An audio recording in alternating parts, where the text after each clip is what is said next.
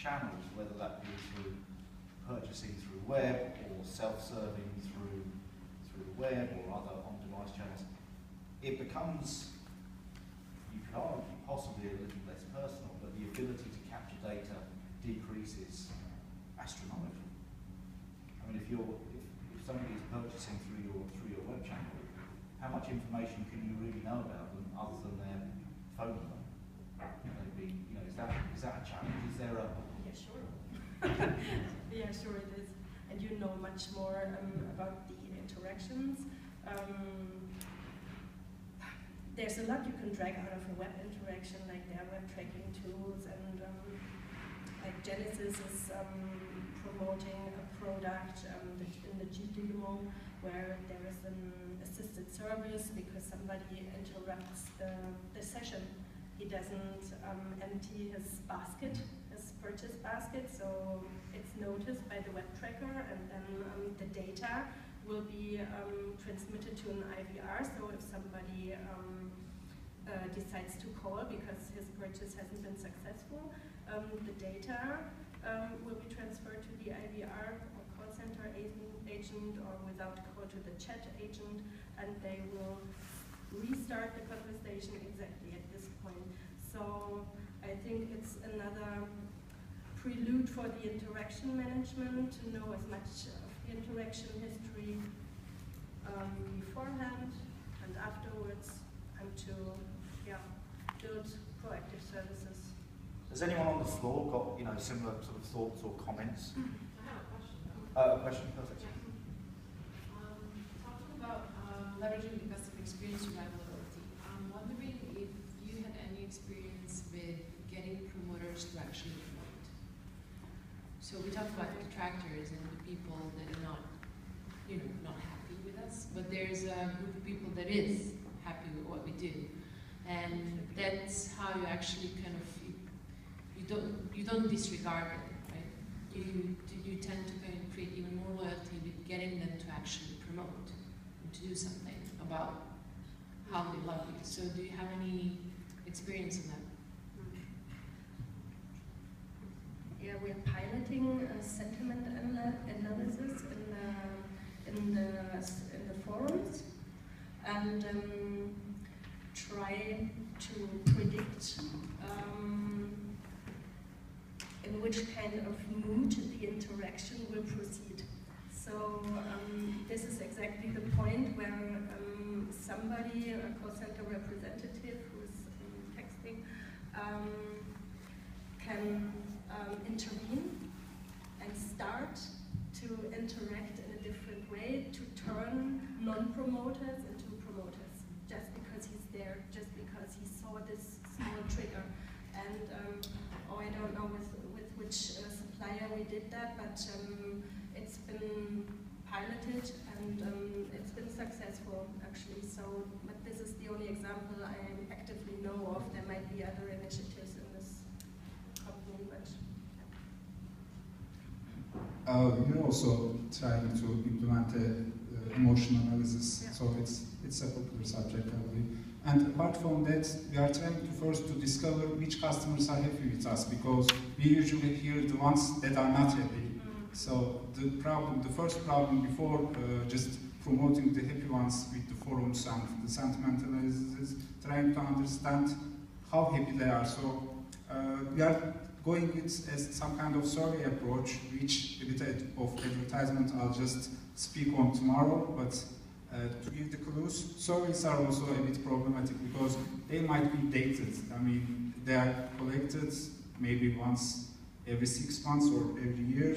Also, they just have the risk of getting the perception versus interaction. So we believe that after an interaction with the with Turkcell in some kind of dealership or self-service or face-to-face channels, then it's better to get the opinion of the customer so that we don't get a perception. And one risk with the service are people get bored easily. So it is some kind of optimum. It should be some kind of optimum approach to get the attention and the perception of people. So we are trying to implement that nowadays. And after that, we do exactly the same. We just position them like brand ambassadors, and we have to promote them on forums and so on and so forth.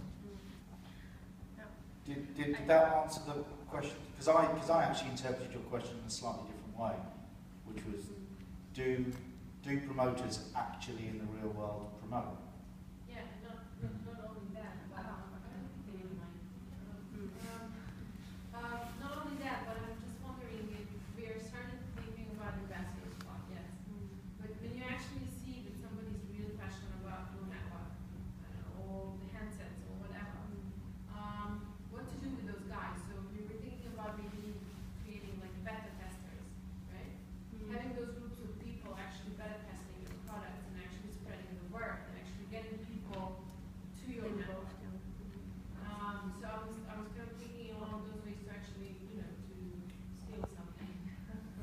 Yeah, like the Not board of because super promoters. No, but talking about return on investment and everything, at the end of the day, what we want to do is create, promoters that actually can spend some money.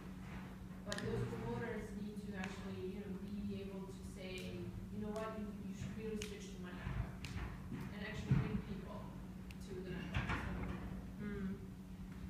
Got an example of that?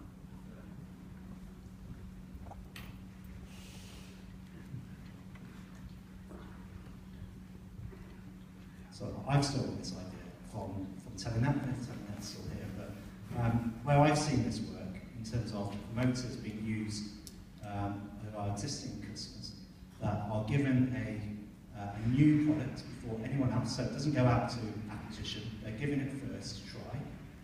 These are promoters who are then given the medium via social media to talk about their experiences of that new product. So you're using promoters to then talk to the rest of your base about how great this new product is. So Telenet did that with, I think, their video on demand sort of launch. And I think they sort of took that out to their customer base, and they got amazing feedback. And obviously, from the promoters, they were engaging, they're more engaged because they've been given the product first, and they are actually talking to the rest of the customer base. So that's one way that you can use a product launch, give it to your base first, as opposed to trying to sell it to new customers in the first instance.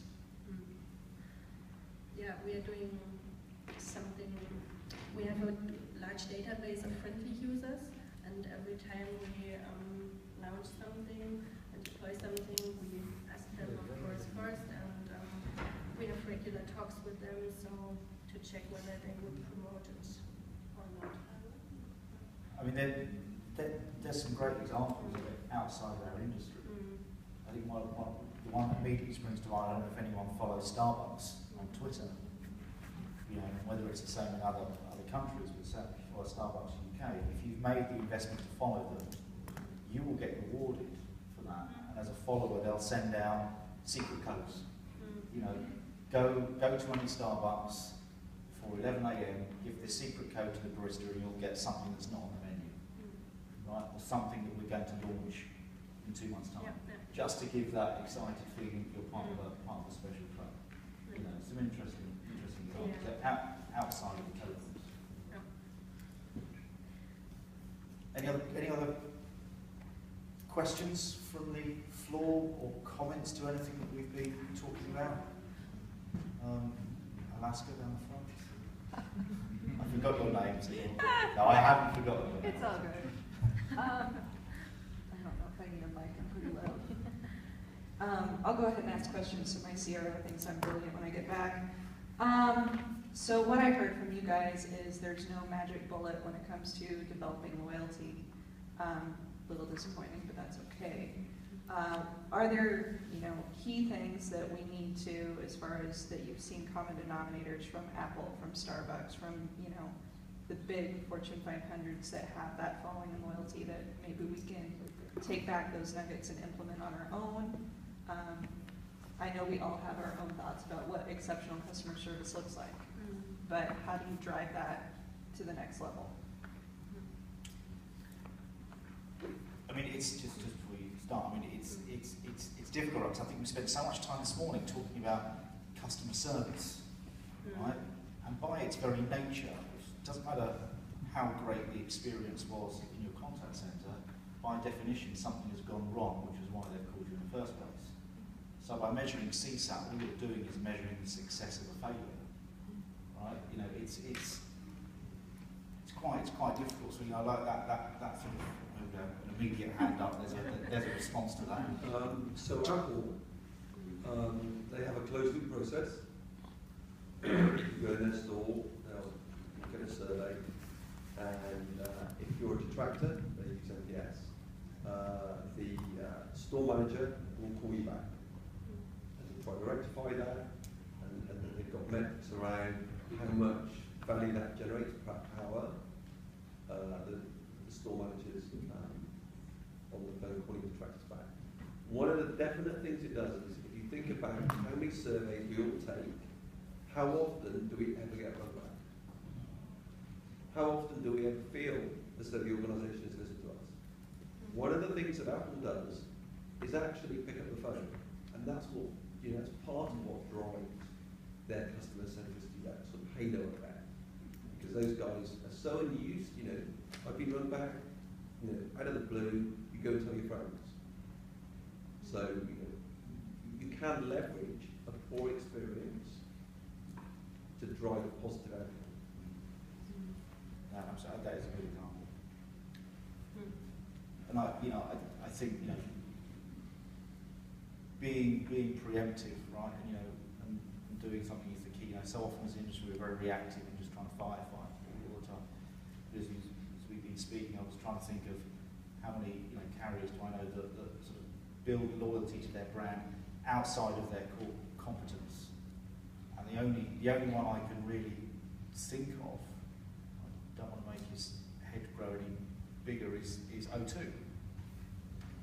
You know, through their investments in like the O2 Arena and the music clubs and everything else, you feel part of a fan club. For my dad's 60th birthday, I grew up listening to Pink Floyd, and I wanted to take him to see Roger Waters' The Wall tour at the O2 Arena. And you know, being an O2 customer, I got priority tickets. You know, brilliant.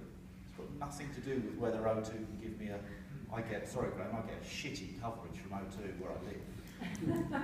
But that makes up for it, right? You know, some interesting. Any other final comments before we move on to a presentation from Ian? On down the front. So I have a question, not a comment.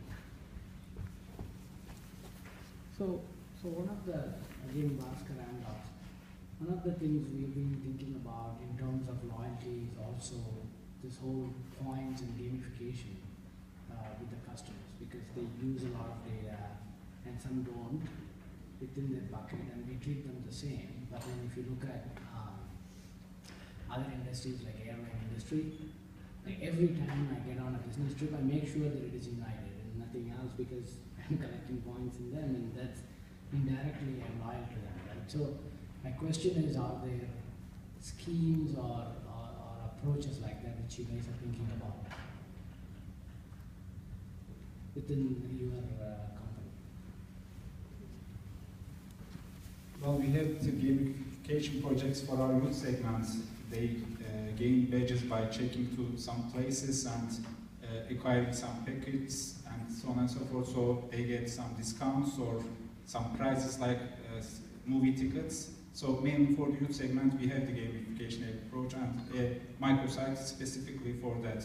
We're also in the process of renovation of that, adding a stronger gamification engine. Nowadays, it is a bit simpler. Just check in here, get this packet, and so on and so forth. It would be a more structured, more complex way, but we have it for the youth segment. For the other segments, we tried for the pro ones, the professional ones. It didn't get quite attention, so we are sticking on with the youth segment right now.